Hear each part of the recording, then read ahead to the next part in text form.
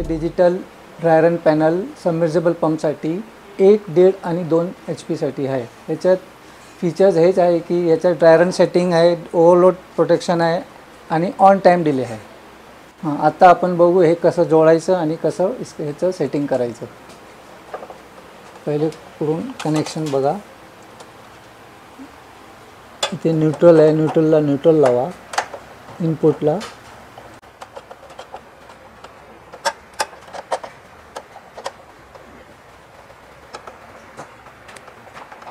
मग मोटरची वायर घ्या आणि कलरप्रमाणे कनेक्शन करून घ्या।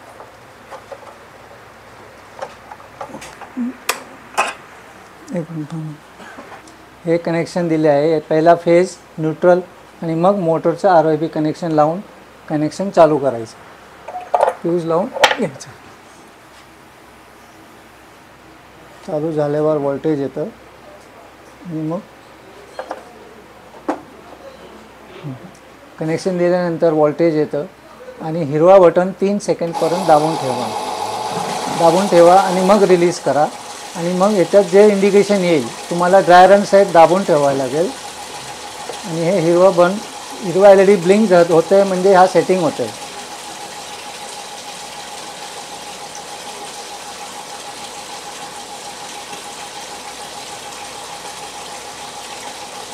सेट झाल्यावर इथे सेट एम्पियर म्हणून असं डिस्प्ले येणार। हे बघा, आता मोटर ओव्हरलोड म्हणजे क्षमताप्रमाणे करंट वाढलं की ओव्हरलोडमध्ये जाईल। हा डिस्प्लेमध्ये ओव्हरलोड आणि करंट दाखवेल आणि लाल LED ब्लिंक होईल आणि थोड्या वेळाने हा बंद होऊन जाईल।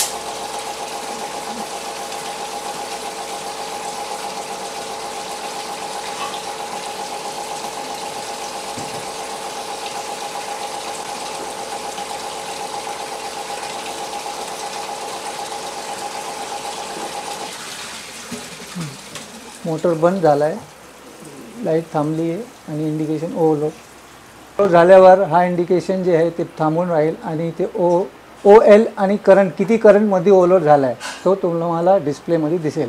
आणि तुम्हाला परत ऑन करायचं असेल तर लाल बटन दाबून रिसेट करा। रिसेट झाल्यावर हा इंडिकेशन ऑफ होईल आणि व्होल्टेजचं येईल। परत 3 सेकंडसाठी दाबून ठेवायचं। आता आपली मोटर हेल्दी लाईट लागली आहे, ह्याचा अर्थ की मोटर आपली व्यवस्थित आहे आणि पाणी येते आणि ओव्हरलोड होत नाही आहे।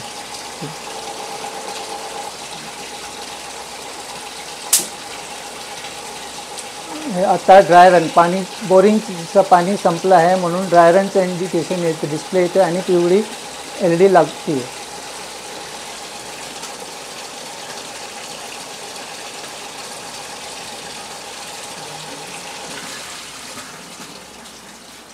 आता हा मोटर ड्राय रनमध्ये थांबला आहे, याचा अर्थ की बोरिंगमध्ये पाणी नाही। बटन दाबून 3 सेकंडसाठी थांबा आणि रिलीज करा आणि हिरवी लाईट हेल्दीची लाईट लागली, याचा अर्थ की मोटरमध्ये बोरिंगमध्ये पाणी आलं आहे आणि मोटर व्यवस्थित चालू आहे।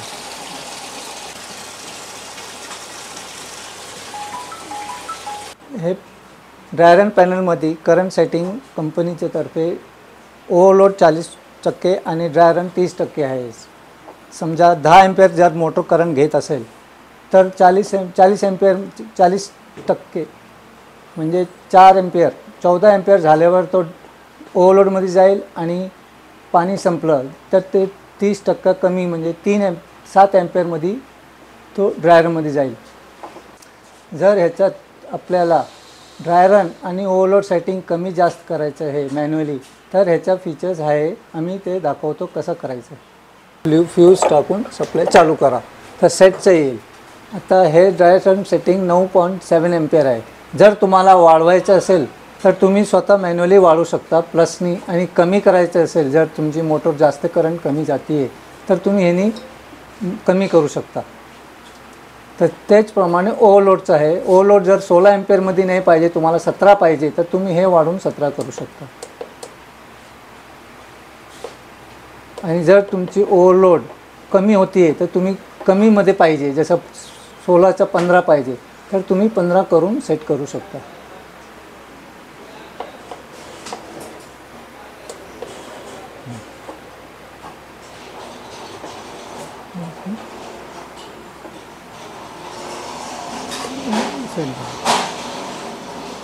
हे सेटिंग केल्यानंतर तुम्ही ऑन करा.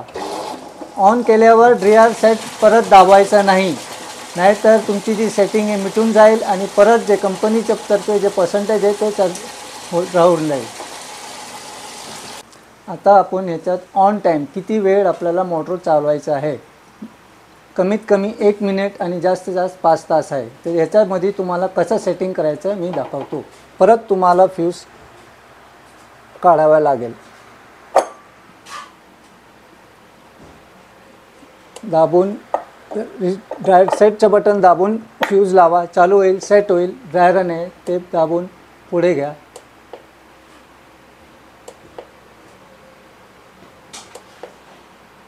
आता ऑन टाईम आला आहे. तुम्हाला ऑन टाईम जर 1 मिनिट पाहिजे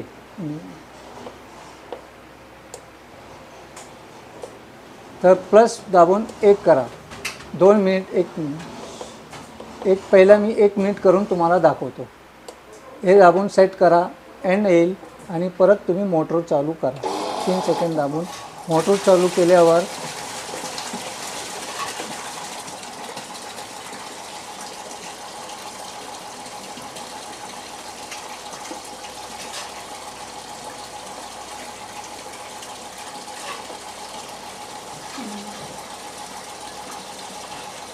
आता सेट झाल्यावर आता मोटर ऑन टाईममध्ये बघा, ऑन टाईम येते, त्याच्यात टायमिंग येईल 1 मिनिट आणि हा टायमर ऑनचा दिवा लागेल.